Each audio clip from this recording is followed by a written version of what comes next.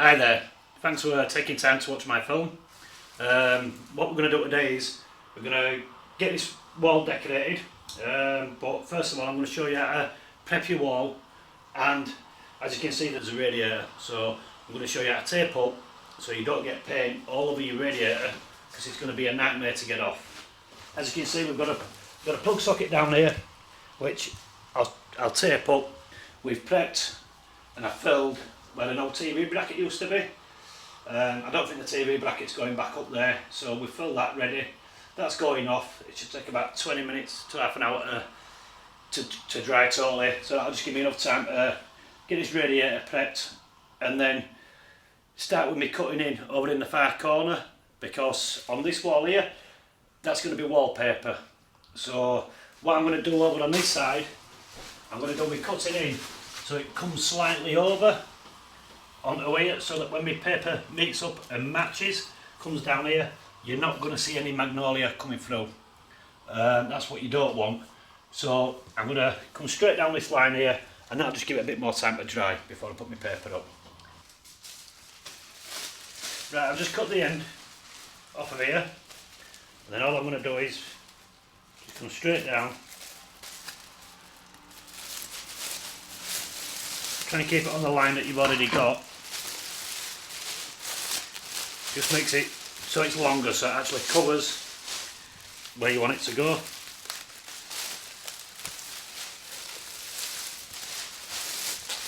And it's actually worked alright for a change. So normally it just splits and goes everywhere. So what we're going to do is just cover your radiator like that.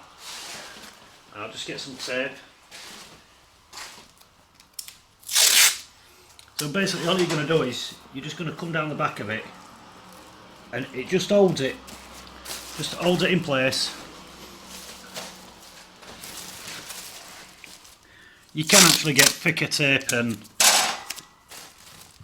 it's just I've run out of my thick tape, so I'm having to use thinner tape.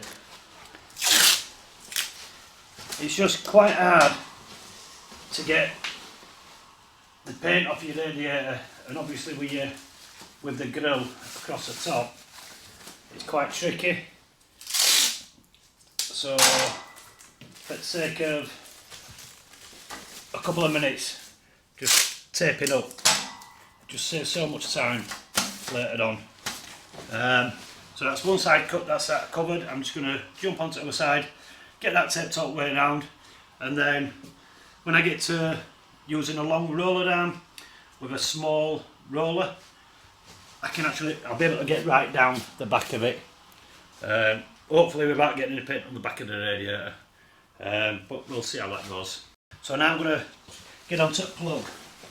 You can actually get these little scrapers where you put a Stanley blade in, and they're pretty good, to be fair. And all you're going to do is, not too much, you're not going to put too much pressure on, just going to scrape it just like that.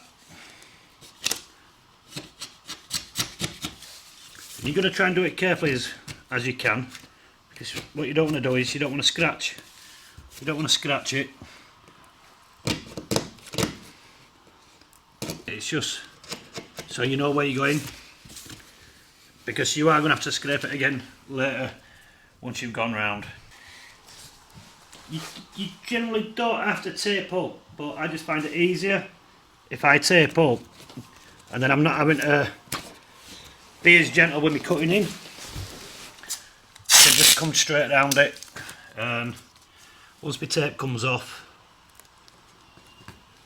and then if I do need to touch it up, I can. I just generally use this wet, it says wet paint on it, so it just lets people know that areas are wet, and when you peel it off, it doesn't actually pull the paint that you put on. But you've only got a certain amount of time before it actually starts sticking a lot stronger. Just read the packet, and that'll give you guidelines for your drying time and everything else that you need. A lot of people don't tape up. It just depends on your time scale. If you've got a steady hand, normally I won't tape up, I just come straight down with my brush. But if you're doing stuff at home yourself and you're not 100% sure or confident in yourself, then just tape up. For the amount of time it takes you to tape up, it's just a little bit easier. Obviously, if all your woodwork's already been pre-glossed and it's all nice white and it's all fresh, then I'd be tempted to tape up. But I'm just showing you how to tape up and how you can actually do it, so it actually helps you. So I'll get this little piece on up here. I'm using my fingers to feel where the wall meets. So, but ideally, if you've got a ladder, use your ladder and just give you that view. It's going to be a little bit harder where this light is. So what I will do is I will tape it, but I'm going to have to go straight down there with a roller, and I haven't got 6-7 hours spare to dismantle these and put them back up, the wardrobes. So I spoke to the customer and she's happy for me to just go down as far as I can with my roller, and ideally not get out on the wardrobes.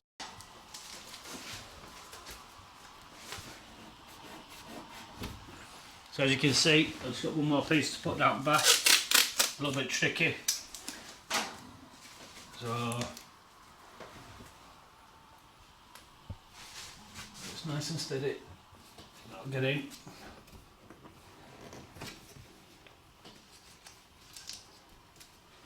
There, so that's taped up. So what I'm going to do, I'm going to go right up into the corner, I'm going to overlap it into the corner, and that's going to come up onto there. If you're painting this wall as well as that one, what I'd be tempted to do is I'd run that one straight up to there, so it comes across, and then so it overlaps and comes up.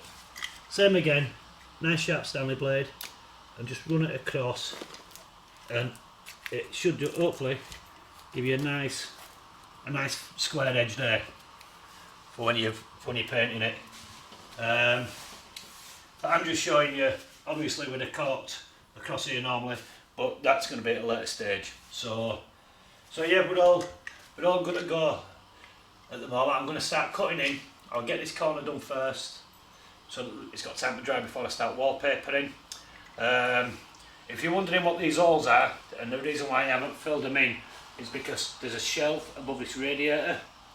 The reason why there's a shelf on here is because the TV's on the wall, so it just deflects the heat from going up into the TV. So that's why the holes are still there. They're going to stay in, the shelf's going to go back up, and the TV's going to go back up on the wall.